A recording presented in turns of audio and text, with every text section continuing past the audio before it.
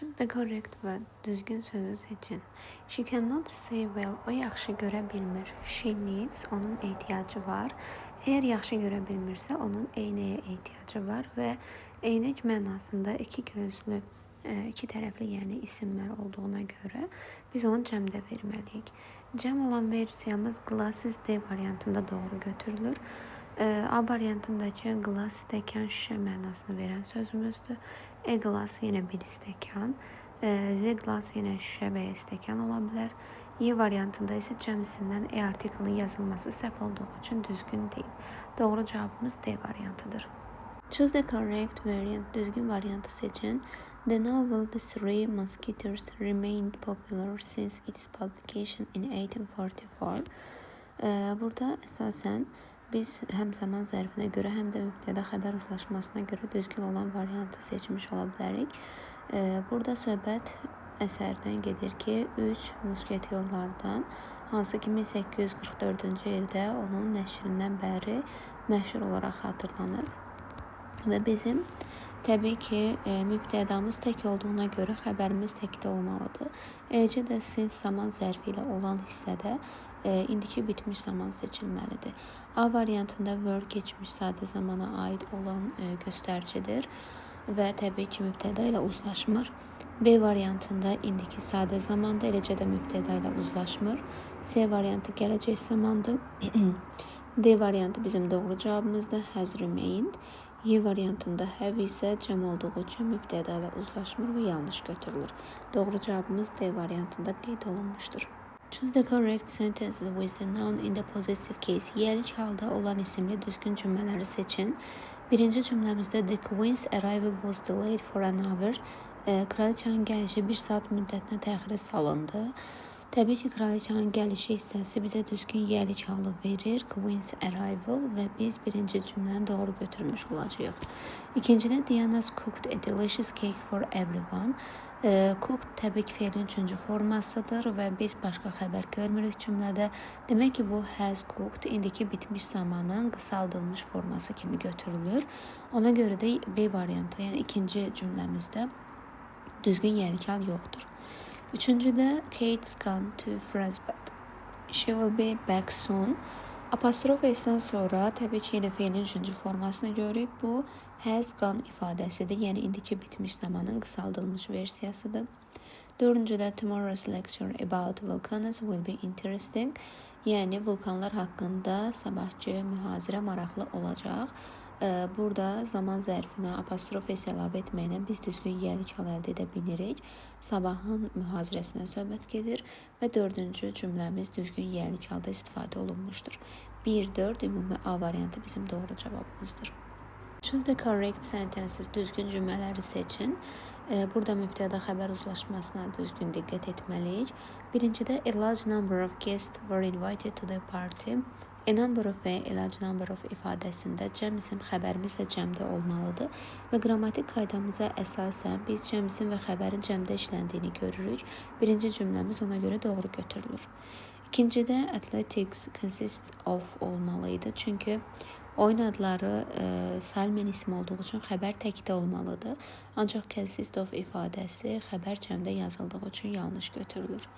Üçüncüdə one of the world's largest exporters of fresh flowers is the Netherlands. One of-un xəbəri təbii ki, təkdə olmalıdır, yəni of-dan əvvəl one-la uzlaşır və izin tək olduğu üçün üçüncü ifadəmiz doğrudur. Dördüncüdə the population of the United States are over 300 million people. Of-dan əvvələ baxsaq, population əhali təkdədir və təbii ki, xəbərimiz təkdə uzlaşmalıdır. R yazıldığı üçün səhvdir. Ümumi doğru cavabımız 1-3 A variantı götürülmüş olur. Make up a sentence. Cümləni qurun. Cümləni qurarkən biz düzgün mübtəda ilə başlamalıyıq təbii ki.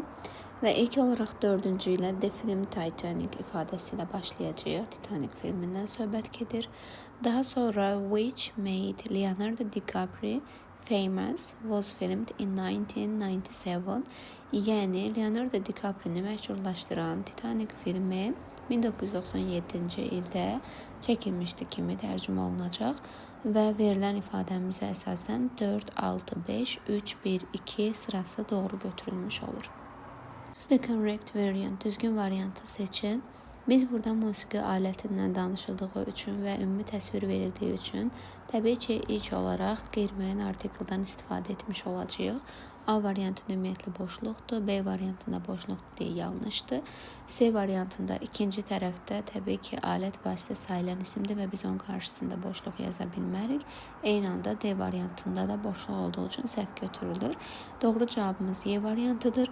A saxophone is a difficult instrument to play. Saxophone çalmaq üçün çətin bir alətdir kimi tərcümə etmiş olacağıq və doğru cavab Y variantı götürülür. Choose the line of compound nouns. Mürəkkəb isimlər olan cərgəni seçin.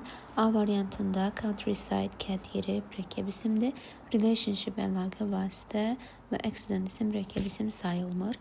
B variantında bottom can sıxıcılıq mürəkkəb deyil. Construction əsasın qoyulması mürəkkəb deyil. Grandparents isə nənə baba mürəkkəbdir. Ambassador səfir mürəkkəb deyil.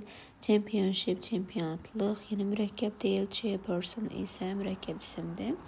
Mother-in-law qaynana, battleship demək döyüş gəmisi, passers-by isə bizim piyada mənasını vermiş olacaq və düzgün cərgəmiz D variantında qeyd olunmuşdur. Tərəflərin hər ikisinin birləşməsindən yaranan, yəni müxtəlif cür yaranan ifadələrdir ki, birincidə isim, söz önü isim birləşməsi, ikincidə battle döyüş, ship gəmi mənasını verən müstəqil mənalı sözlərin birləşməsindən yaranan mürəkkəb isimdir. Üçüncü passers-by ifadəsindəki birləşmə isə sadə, yəni müstəqil mənalı isim və söz önünün birləşməsindən yaranan mürəkkəb isim sayılır. Y variantında achievement, ment şəkilci vasitəsilə düzəldici mürəkkəb deyil. Father-in-law qaynata mənasında mürəkkəbdir. Airport isə təbii ki, hava limanı mürəkkəbdir. Achievement sözünə görə Y variantı da düzgün mürəkkəb isim sırası sayılmır. Doğru cavab D variantıdır. Choose the correct variant. Düzgün variantı seçin. At my new job I don't earn, but the conditions are better. Nöqtələrdən sonra heç bir isim yoxdur və biz feili təyin edə biləcəyimiz biz göstərici təyin etməliyik. Yeni işimdə mən qazanmıram, lakin şərtlər daha yaxşıdır. Təbii ki, çox qazanmıram, lakin şərtlər daha yaxşıdır desək məntiqi cəhətdən daha doğru olar. Və təbii ki, tək başına feilləri təyin edə biləcək, zərf funksiyasını daşıya bilən, çox mənasını verəcək bir göstərici lazımdır bizə. Few, az, ümumiyyətlə sayılan cəm isimlərdə istifadə olunur, tək başına istifadə oluna bilməz. A few, a lot of və many. Miqdar baxımından a few kifayət qədər sayılan cəm isimlərdən istifadə olunmalıdır. A lot of çoxlu, many də çoxlu deməkdir və isimsiz istifadə olunması mümkün deyil. Ancaq much sayıla bilməyən isimlərlə istifadə olunan kəmiyyət göstəricisi olmaqla yanaşı, həmçinin feilləri təyin edərək isimsiz şəkildə çox mənasını verməklə zərf kimi də iştirak edə bilir. Bu səbəbdən much B variantı bizim doğru cavabımız götürülür. Choose the correct variant. Doğru variantı seçin. A carton of milk bir qutu süd mənasında istifadə olunub və ifadə olaraq sayılmayan isimlə düzgün şəkildə verildiyi üçün birinci doğrudur. İkincidə several glass of juice. Severaldan sonra biz cəm isim istifadə etməliyik və ona görə glasses of juice olmalı idi ki, bir neçə stəkan meyvə şirəsi, ona görə ifadəmiz yanlışdır. Üçüncüdə two pieces of cheese, iki hissə parça pendiri nəzərdə tutur. To'dan sonra cəm isim gəlməlidir, pieces cəmdədir və ifadə sayılmayan isimlə istifadəsi doğrudur. Dördüncüdə a lot of bags of rice olmalıdır. Çünki a lot of'dan sonra sayılan isim cəm gəlməlidir. Bag tək yazıldığı üçün yanlışdır. 1-3 variantı bizim doğru cavabımızdır. Choose the correct variant. Düzgün variantı seçin. While I was walking in the park olmalıdır. İfadəmiz düzgün artikli yerləşdirsək, çünki mən parkda gəzərkən deyirik və müəyyənlik olmalıdır. Bir məkanı bildirir. I saw a rare bird. Hər hansısa bir nadir quş gördüyümüz üçün sayılan tək isimlə də təbii ki, qeyri-müəyyən artikeldən istifadə etmiş olacağıq. A variantında birinci tərəf qeyri-müəyyən, ikinci tərəf boşluqdur deyə yanlışdır. B variantında birinci tərəfdə boşluğumuz var. C-də də birinci tərəfdə boşluğumuz var. Halbuki biz mütləq orada artikel qeyd etməliyik. Y variantında isə nöqtələrdən sonra sayılan tək isim olduğu üçün biz ikinci tərəfdə artikelsiz, yəni boşluq yaza bilmərik. Doğru cavabımız D variantıdır. Birinci ifadəmizdə müəyyənlik artikeli Z artikeli, ikincidə isə sayılan tək isimlə ilk dəfə yazdığımız qeyri-müəyyən artikeldən istifadə etmiş olacağıq. Choose the compound nouns, mürəkkəb isimlər olan cərgəni seçin. Birincidə German, Alman deməkdir və bu sadə isimdir, təbii ki, mürəkkəb deyil. Daha sonra ikincidə shipbuilding demək gəmi qayırma binasını nəzərdə tutur və təbii ki, shipbuilding ifadəsi düzgün mürəkkəb isimdir. Ship və buildingin birləşməsindəndir. Statesman dövlət xadimi, state və mən sözlərinin birləşməsi olduğu üçün üçüncü ifadəmiz də doğrudur. Dördüncüdə settlement məskunlaşma, yerləşmədir. Med şəkilçi olduğu üçün artıq düzəltmədir. Beşincidə brotherhood, qardaşlıq. Hood leksik şəkilçi olduğuna görə cümlə, daha doğrusu söz düzəltmə sayılır. Düzgün mürəkkəb birləşməmiz 2, 3, Y variantında düzgün qeyd olunmuşdur. Choose the correct variant, düzgün variantı seçin. A variantında a pieces of music ifadəsi qeyd olunmuşdur ki, artikeldən sonra biz sayılan tək isim qeyd etməliyik. Pieces cəm olduğu üçün artıq ifadə yanlış sayılır. B variantında a pair of trousers, iki tərəfi olan isimlərdə təbii ki, a pair of bir cüt bir qoşa sözündən istifadə etdiyimizə görə ifadəmiz doğru götürülmüş olur. Daha sonra a number of police officer, a number of'dan sonra sayılan cəm isim gəlməlidir. Yəni officers olmalıydı ki, doğru olsun. Söhbət polis yox, polis zabitindən gedir.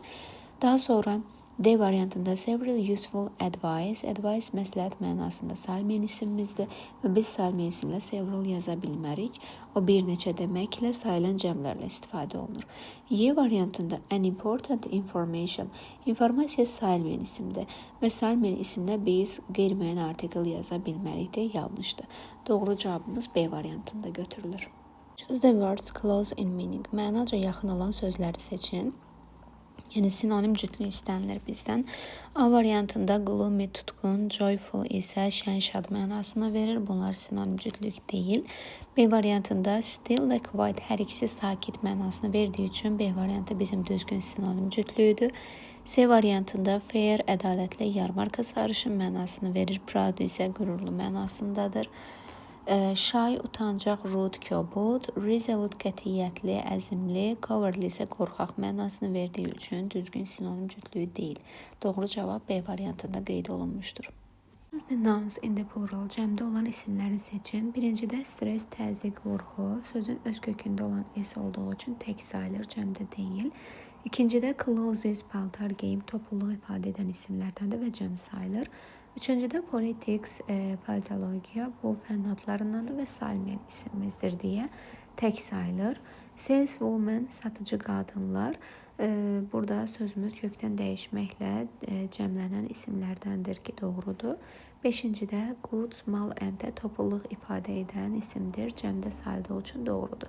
2, 4, 5 A variantı bizim düzgün cavabımızdır. Match the given words to their definitions. Verilən sözləri onların əksik izahlarına uyğunlaşdırın. Birinci sözümüz identity, şəxsiyyət mənasını verir. Bu isə C variantında düzgün qeyd olunmuşdur. The person's name and other facts about who they are. Kim olduqları barədə digər faktlar və bir şəxsin adı qeyd olunur burada. Birinci olacaq C variantı. Daha sonra ikincidə adulthood, yetkinlik, yetişkənlik mənasını verir. Bu isə A variantında qeyd olunmuşdur. The state or period of being fully grown, yəni tamamilə böyüyüb, yetişkin bir dövrə çatdığımız vəziyyət A variantı ikinciyə uyğundur.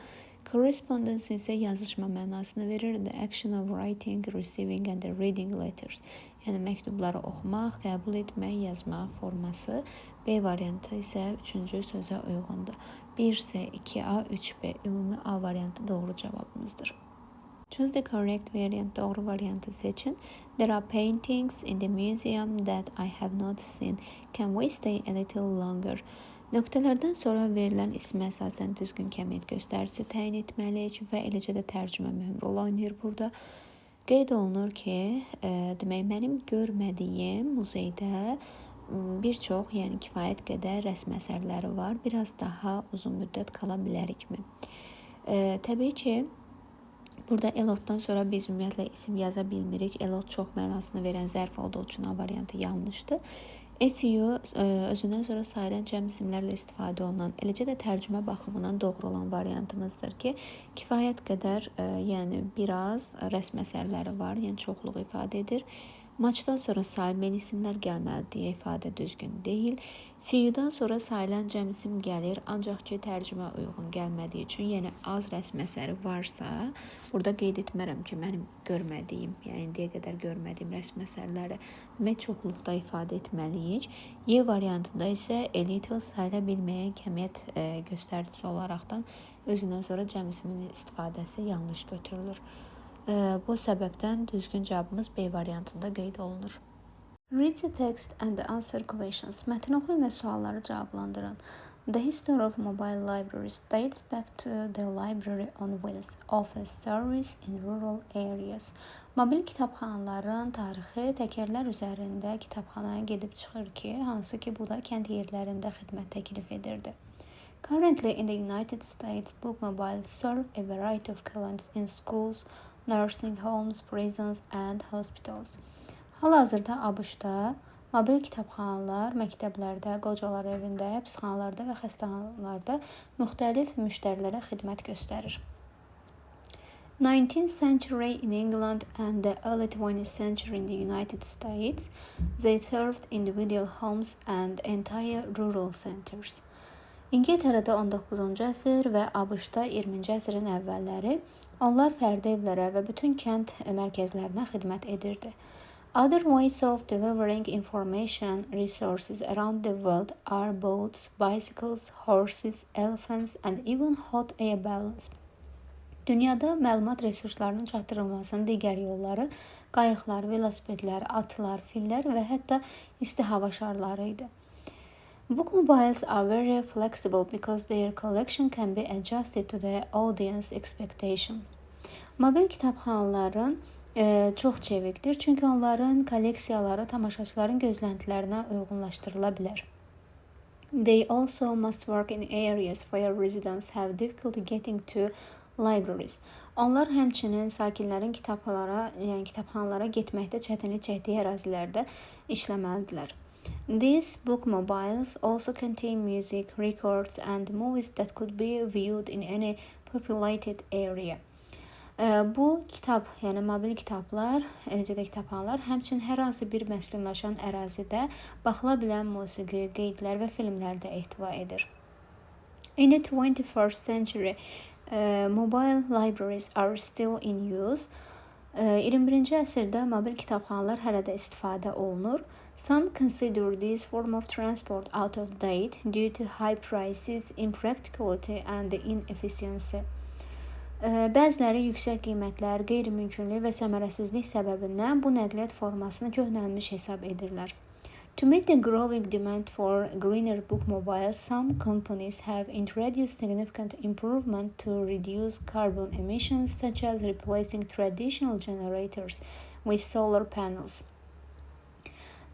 Daha sonra burada qeyd olunacaq ki, daha yaxşı kitab arabalarını artan demək tələbatı ödəmək üçün bəzi şirkətlər ənənəvi generatorları günəş panelləri ilə əvəz etmək kimi karbon emissiyalarını azaltmaq üçün əhəmiyyətli təkmilləşdirmələr tətbiq etdilər. Digital Bookmobile promotes a book lending programs in libraries and schools through Overdrive, the world's leading distributor of digital content for libraries. Rəqəmsal mobil kitabxanalar üçün rəqəmsal məzmunun dünyada aparıcı distributoru olan Overdrive vasitəsilə kitabxanalarda və məktəblərdə elektron kitab kreditləşdirmə proqramlarını təbliğ edir. Mobile libraries allow people to access the world of books from anywhere. Mobil kitabxanalar insanlara istənilən yerdən kitabların dünyasına daxil olmaq imkanı verir. Mətnimizlə bağlı ilk sualımıza keçid edək. The passage is mainly about, mətn əsasən nə haqqındadır? Və mətni oxuyub tərcümə etdiyimiz məlumatlara əsasən burada mobil, yəni kitabxanaların inkişaf dövrü, tarixi və əsasən onun haqqında olan məlumatlar idi. Və biz də mətni ad seçərkən bunları nəzərə almalıyıq. A variantında Mobile Libraries in the 19th and 20th century 19 və 20-ci əsrlərdə mobil kitabxanalardan danışır ki, bu sadəcə 19-20-ci əsrlərdə İngiltərə və ABŞ-ın yəni İngiltərədə və ABŞ-da daha çox xidmət göstərdiklərinə bağlı məlumat verilirdi. Bu bir cümlədə qeyd olunduğu üçün ümumi mətnin adı ola bilməz. B variantında The History and Development Period of Mobile Libraries, mobil kitabxanaların inkişaf dövrü və tarixi. Düzgün cavabımız B variantında qeyd olunmuşdur. C variantında Individuals' Attitudes Toward the Ordinary Libraries, adi kitabxanalara qarşı fərdlərin, yəni insanların münasibətindən söhbət gedir. Services that are offered by mobile libraries, mobil kitabxanalar tərəfindən təklif olunan xidmətlər. Burada yəni bu haqda məlumatlar verilsə belə biz ümumi mətn adı kimi götürmürük. Çünki təkcə xidmətlərdən deyil, başqa məsələlərdən də danışılırdı.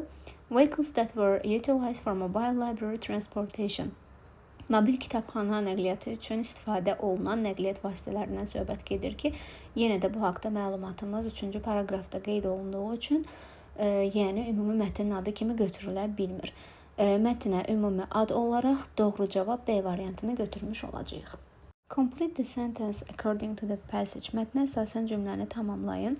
To make book mobiles more modern and eco-friendly. Yəni, mobil kitabları daha müasir və daha iqtisadiyyata qarşı zərərsiz olmağını etmək üçün. Davamını isə mətnə əsasən biz 3-cü paragrafdan seçmiş olacağıq ki, burada əsasən demək generatorlar əvəzində günəş panellərindən istifadəsi nəzərdə tutulmuşdu. Digəri isə rəqəmsal mobil kitabların demək borc verilən, yəni ki, kreditlə proqramlaşdırılma edilməsi ilə bağlı məsələlər nəzərdə tutulduğu üçün biz də bu məlumatları nəzərə alaraq düzgün cavabı seçməliyik.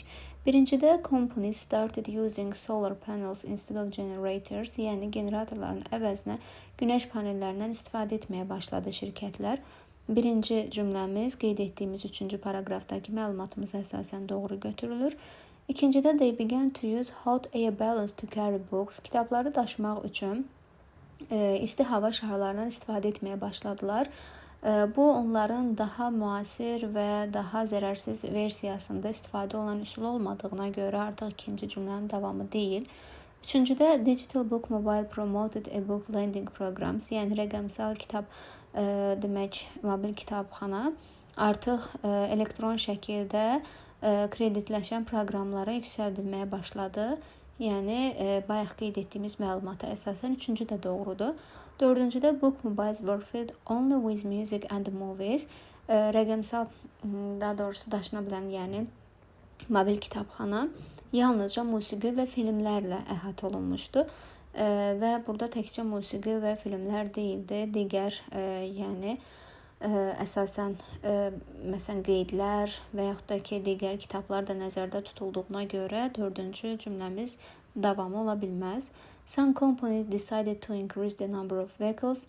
Bəzi şirkətlər nəqliyyat vasitələrinin sayını artırmağı qərara aldılar. Burada təbii ki, bəzi demək şirkətlərlə bağlı məlumat qeyd olunsa da onlar günəş panellərini generatorlarla əvəz etmək kimi karbon emissiyalarını azaltmaq üçün onu təkmilləşdirməyi tətbiq edirdilər. Nəqliyyat vasitəsinin sayını artırmaq deyil. Yəni məlumat düzgün qeyd olmadığı üçün biz 5-cini doğru cavab kimi götürə bilmirik. Ümumi doğru cavab 1, 3, B variantında qeyd olunacaqdır. Which statements are true according to the passage? Mətnə əsasən hansı cümlələr doğrudur? Birinci cümləmizdə the first mobile libraries were seen in England. İlk mobil kitabxanalar İngiltərədə görülmüşdü. Və məlumatımıza əsasən qeyd olunan hissədə biz 19-cu əsrdə İngiltərədə, 20-ci əsrin əvvəllərində də Amerikada olduğu məlumatının qeyd edildiyini görürük. Və bu deməkdir ki, 19-cu əsrdə İngiltərədə olduğu üçün ilk cümləmizi mətnə əsasən doğru götürmüş olacağıq. Daha sonra ikinci, currently mobile libraries are rarely used in the USA. Hal-hazırki dönəmdə mobil kitabxanalar nadir halda Amerikada istifadə olunur. Nadir halda deyildiyi üçün bu cümləmiz yanlış götürülür. Çünki verilən birinci paragrafdakı məlumatımıza əsasən bir çox məktəblərdə, həbsxanada, daha sonra xəstəxanada və təbii ki, yaşlılar evində də biz görürük ki, yəni xidmət göstərmişdi. Nadir halda deyil bu. Ona görə də ikinci cümləmiz mətnə əsasən doğru məlumat deyil. Daha sonra üçüncü cümləmizdə Mobile libraries meet the people's needs mostly in inaccessible places. Mobil kitabxanalar əlçatmayan, yəni uyğun şəraitsiz yerlərdə əksərən insanların ehtiyaclarını qarşılayır. Mətnimizə əsasən 3-cü cümləmiz də doğru götürülmüş olur. Çünki biz qeyd edilən məlumata əsasən, yəni ikinci paraqrafda qeyd etmiş olacağıq ki, onlar yəni öz kolleksiyasını əslində hamıya əlçatan etmiş olurlar. Hətta yəni çətinliklə kitabxanaya gedə biləcək şəxslər belə yəni bu ərazilərdə mobil kitablardan əldə edə bilərlər. İkinci paraqrafdakı məlumatımıza əsasən biz 3-cü cümləni mətnə görə true, yəni doğru götürürük. 4-cü cümləmizdə the resources of mobile libraries consist of only books. Yəni mobil kitabxananın mənbəsi yalnızca kitablardan ibarətdir. Yalnız kitablardan ibarət deyildi təbii ki. Çünki növbəti məlumatda qeyd olunduğunu nəzərə alsaq ki, burada musiqi, qeydlər, filmlər və s. də məşhur ərazilərdə görülə bilərdi. Və yəni insanların toplaşdığı ərazilərdə və bu məlumata əsasən biz 4-cü cümlədə yanlış hesab edirik. Ümumi doğru cavabımız 1-3 D variantı götürüləcəkdir. Choose the correct answer to the question according to the passage. Mətnə əsasən suala doğru cavab seçin.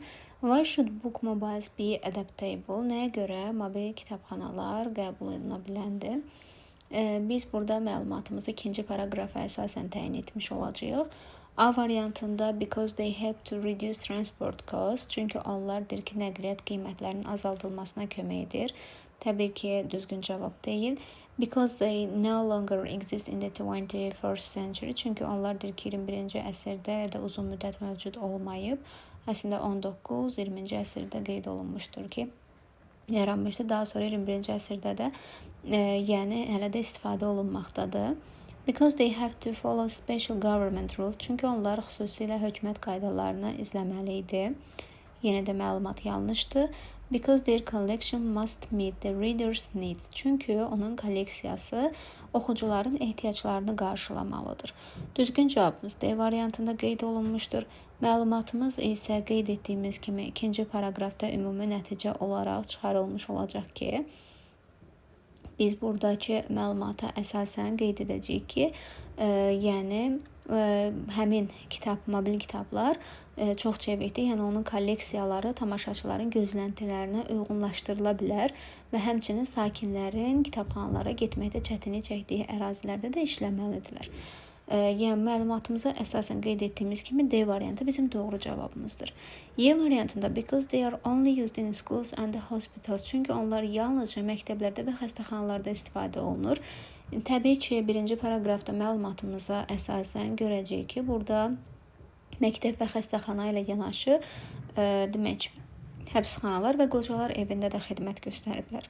Bu səbəbdən biz düzgün cavab kimi D variantını götürmüş oluruq və digər variantlar yanlış hesab olunur. Write the synonym of the word provider from paragraph 3. 3-cü paraqrafdan provider sözünün sinonimini yazan.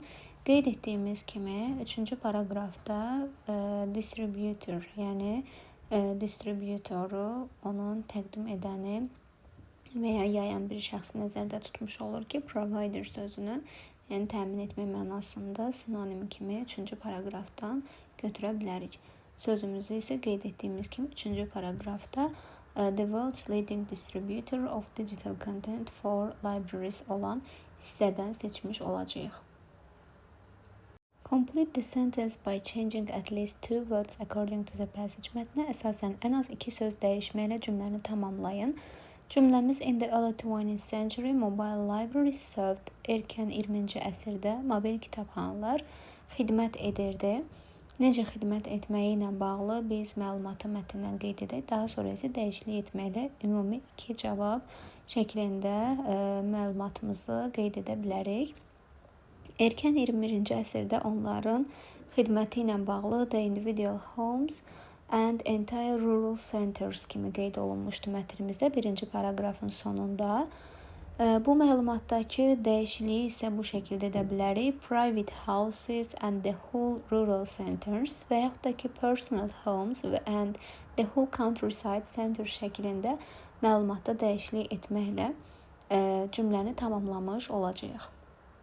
Which word from paragraph 2 best fits the following definition? To have something inside or include something as a part. İkinci paragrafdan hansı söz verilən leksik izaha uyğundur? Bizim leksik izahımızda isə qeyd olunur ki, nəyinsə hissəsi kimi nəyəsə daxil etmək və içərisinə əlavə etmək.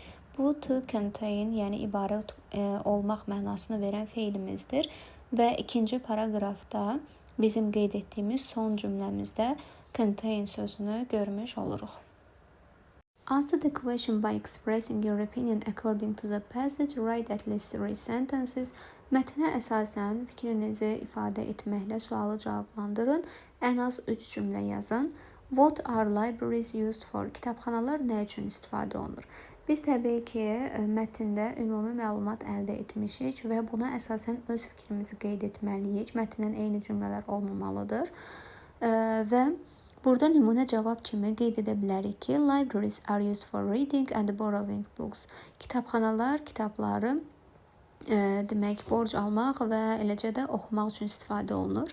People go there to study, find information or use computers. İnsanlar ora nəyisə tədqiq etməyə, məlumat tapmağa və kompüterlərdən istifadə etməyə gedirlər. They are quiet places where everyone can learn and enjoy reading.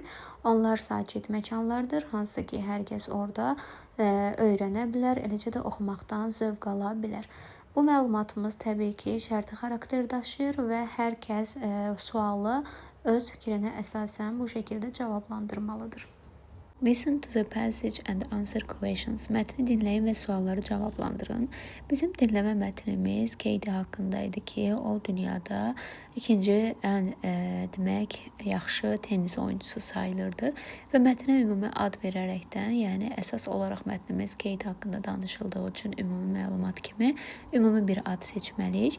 Bunun üçün A variantı bizim doğru cavabımız götürülür ki, mətnin adı The Second Best Tennis Player in the World, dünyadakı ən yaxşı ikinci tenis oyuncusuna söhbət gedir. B variantında The Coach Thoughts About Katie. Katie haqqında məşqçinin fikirləri, yəni bu ümumi mətnin adı ola bilməz, çünki mətndə ümumiyyətlə əvvəldən sona qədər, yəni eyni bu məlumatlardan danışılmır. Katie's success in playing hockey. Hockey oynamaqda Katie'nin uğuru əsasən tenis oyuncusu idi.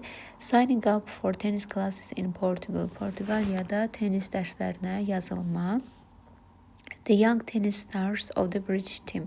Britaniya komandasının gənc tenis ulduzları. Yəni burada əsasən tək Katie haqqında məlumat verilir ümumi olaraq. Ona görə ulduzlar deyə ümumi ad seçə bilmərik. Doğru cavabımız A variantında qeyd olunur. Choose the correct answer to the question according to the passage. Mətnə əsasən suala doğru cavab seçin. Sualımız isə How did Katie improve her playing ability? Katie öz demək oyun bacarıqlarını necə inkişaf etdirdi?